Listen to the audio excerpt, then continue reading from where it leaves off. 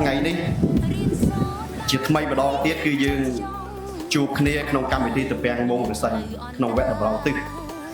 hay vẽ đầm rong tư đấy cứ mình lên lược tim vui đấy cứ dương tay giật tôi chỉ riêng rồi chứ nằm bạn là tham môn lo bạc đốt đó cứ dương tay để chụp kia nơi trong vẽ đầm rong tư đi hay cô đái cứ đầm rong tư ốn sầm nắp ca và lón nâng đầm rong tư nơi ca đi trong chỉ vật bọc luôn đầm nai chỉ vật ca sắc xa một cái bò ca nghe cao cho bạn đốt nâng à nè cho bạn đốt hơi thử điệp trong đầm nai chỉ vật bọc luôn dang được biết mấy hơi nè đây mình cho bạn đốt cứ mình toàn off sản cầm thế mình toàn tim bên trong này mình không luôn thế thử điệp trong đầm nai chỉ vật bọc luôn nhà mấy đầm bay chụp chơi từ ngày nào cũng đôi kia đôi cái hay dương tay thì miền việc mình xây cái này chỉ riêng rồi nằm cho năm đấy dương miền việc mình pi rút trong mình thưa việc mình đấy cứ chỉ đã sừng go sừng luôn việc mình tìm mối cứ đâm sau chùm nán rồi cái ca số càng nghĩa là ôn top score lấy cứ cọp trộn chỉ riêng rồi năm hay việc mình tìm pi bao giờ cứ lơ cả bộ mà chọn tận đây bồ sấy việc mình pi xe cứ đâm phay bị bol rồi cái xuống thon mà ca đằng sát na việc đầm rong từนี้คือยังเรียบจำเฉลี่ยร้อยชั้นมันบล็อกบัดดบกลายเป็นนั้นยังเป็นแบบบอมปอนสำหรับโอนเตรียมบล็อกบัดดบอันนั้นคือบอมปอนถึงเริ่มบกเชียบล็อกกับแต่ดำรองtừนี้มันถึงเริ่มบกเชียบล็อกเนี่ยคือระเบียบในการเกิดระเบียบในการเพื่อการสำหรับจัดหนึ่งระเบียบในการเรียบจำอนาคตชีวิตปักหลุดกับแต่ยังเป็นแบบบอมปอนได้เรียบจำได้ซอยก็สักการจะมวยกลมกายเลยนะคือบอมปอนเลยบกเชียเฉียมเลี้ยงบกเชียปัจจัยที่ได้ไตรบล็อกบัดดบในเป็นขังบกให้จอบไปนี้เต้dương là chuột kia, sầm ráp ổn đấy, chỉ chơi lợp pì,ในการประลองบัดดบchuột นั่นคือสำคัญนะสำหรับchơi lợp pì, มีนี่ติ A B C D E มี E ด้วยนะมี E ទៀតគឺជួបដើម្បីចែករង្វាន់លើកទឹកចិត្តបាទហើយឆ្នាំទៅហ្នឹងគឺនីតិ A ហ្នឹងគឺច្រើនមែនតើវិទ្យាល័យមាន10រូបណាហើយនីតិ A រាល់ឆ្នាំកើនរាល់ឆ្នាំតែខ្ញុំមកកាន់ដំបងឆ្នាំដំបងគឺ4-5នាក់ទេឆ្នាំទី2 7-8នាក់ឆ្នាំនេះឆ្នាំមុននេះគឺ10នាក់អញ្ចឹងឆ្នាំក្រោយដឹងតែកើនណាហើយក្រោយពីកម្មវិធីយុវជនគឺក្រុមការងារក៏យកចិត្តដាក់ទៅលើការវិវត្តពុំដែរការវិវត្តនៅមូលដ្ឋានតាមរយៈការដោះស្រាយទុក្ខលំបាករបស់ប្រជាពលរដ្ឋតាមរយៈការជួយកសាងនៅហេដ្ឋារចនាសម្ព័ន្ធរូបវន្តនានារួមទាំងការងារបរិស្ថានការងារសង្គមមួយចំនួនទៀតដូចអញ្ចឹងសូមជឿញអាដាមសោមចំណានឡើងធ្វើបទបង្ហាញខ្លីជូនទៅដល់បងប្អូនសិស្សនិស្សិតហើយបន្តមកបន្តទៅអាដាមប៉ែនវិបុលគឺខ្ញុំមកទីនេះគឺគោលបំណងដើម្បីជម្រាបជូននៅការថាអត្តការងារក៏ដូចជាការបណ្ដុះបណ្ដាលជំនាញ សម្រាប់បងប្អូនទាំងអស់គ្នាដែលជាយុវសិស្សនៅក្នុងវិទ្យាល័យវិទ្យាល័យនេះ12ឆ្នាំយើងចាប់វិទ្យាល័យវាគឺជាការបើកទំព័រថ្មីមួយទៀតដើម្បីយើងចាប់យកជំនាញណាមួយតាមរយៈការជ្រើសរើសមុខវិជ្ជា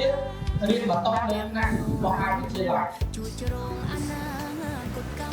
ថ្នាក់វិទ្យាល័យគ្រាន់តែជាការសិក្សាមូលដ្ឋានការបន្តទៅថ្នាក់មហាវិទ្យាល័យគឺជាការចាប់យកជំនាញអញ្ចឹងបើសិនជាបងប្អូនរៀនចាក់ចប់ថ្នាក់វិទ្យាល័យបងប្អូនក៏តើបានសិក្សាពីជំនាញដែលបងប្អូនត្រូវដើម្បីរៀនបន្តវាអត់ខុសពីពួកដែលត្រូវបានគេកាត់បានអរគុណសូមចំណាយរបស់ធនការជួយការរៀនរបស់ជាជីវៈបានចែកលែកព័ត៌មានពាក់ព័ន្ធទៅការបន្តបានជាជីវៈឱកាសការងារចូលទៅដល់វាក្បិនពិសេសទី2គឺសូមជំរុញវេទិកាជួយទៅដល់ផ្នែករបស់ការបន្តការសាសនាសូមជឿអញ្ចឹងសំដួលយើងសួរថាតើសង្ឃទេ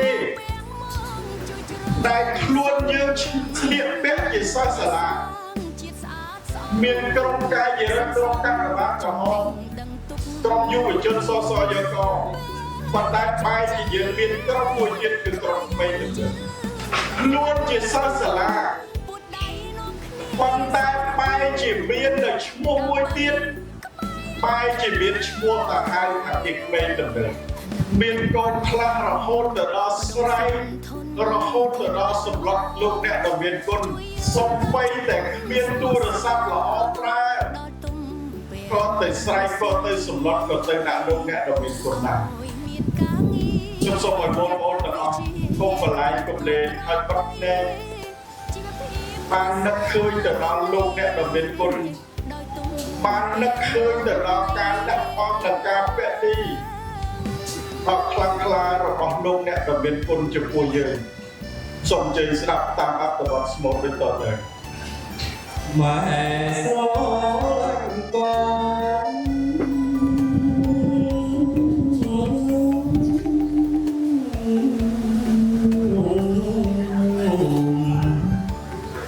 ម៉ែនឹងភ្នំ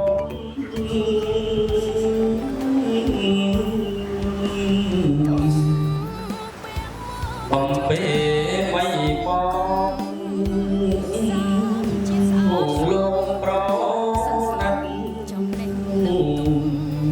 អូនសូមនិយាយដល់ទឹកចិត្តរបស់ខ្លួនឯងតែម្ដងហើយឲ្យបានជាបងយល់សុខជ័យគាត់ទីមួយខ្ញុំបាន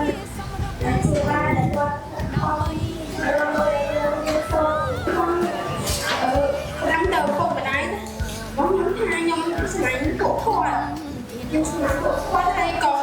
ខ្ញុំមានសំណាងដែលខ្ញុំក៏ជាកូនរបស់ពួកគាត់ដែរទោះបីខ្ញុំមានជីវភាពមិនទូគ្នាខ្លាំងក៏ខ្ញុំសប្បាយចិត្តនឹងបានជាកូនរបស់ពួកគាត់អរគុណសូមតែដៃជូនកូនស្រីមួយអរគុណ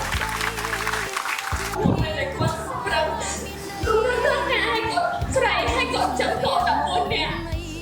ពេលខំបាទមិនទៅគាត់ឡើង5កូនរបស់បាទដែរមិនឲ្យតែកូនមានណាគាត់ល្អខ្ញុំខំដាក់ទៅដល់អ្នកដែលមានអពុកមានតតតាឲ្យសុំដល់ទាំងអស់គ្នាស្ដាប់ទៅមកមានក៏គាត់ហើយដល់តែសាប់ពេលវេលាល្អហើយមានពេលវេលាទៅឲ្យពេលដែលយើងមានការប្រាប់គាត់ហើយយើងប្រាប់គាត់ទៅថាយើងឆ្លាញ់គាត់យើងមិនទៅបាច់ទៀតទេគាត់គាត់ដែរទៅដល់មិត្តភក្តិកូនទាំងអស់ដែលនៅទីនេះសូមឲ្យខំប្រឹងប្រែងរៀនសូត្រដើម្បីមានការងារល្អនិងជួយទៅដល់ពុកម្ដាយយើងដែលខិតខំប្រឹងប្រែងដើម្បីយើងជាការបង្ហាញនៅជាឧទាហរណ៍មួយ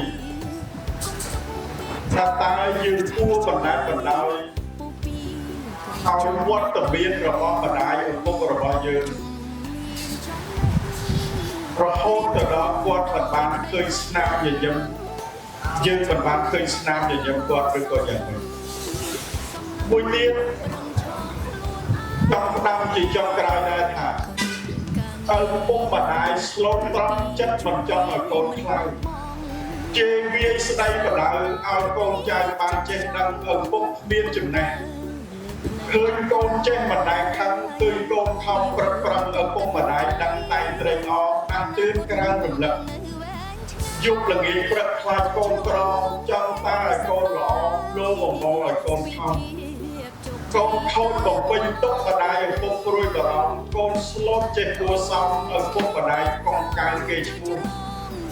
ឪពុកម្ដាយខ្សត់ខ្សោយពុកម្ដាយអាប់យោខំរៀនតែបានពោះរក្សាឈ្មោះយមមេបាន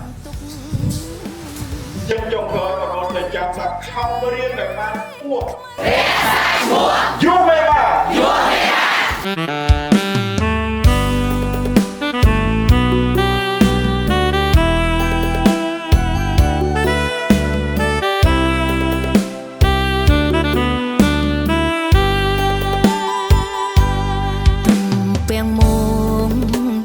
ជ្រងអនាគតកម្ពុជាកុំទុកពេលចោលខ្ជិះខ្ជាពុពីក្រេបចំណេះដឹងជំនាញចំណេះរៀនចេញដោយ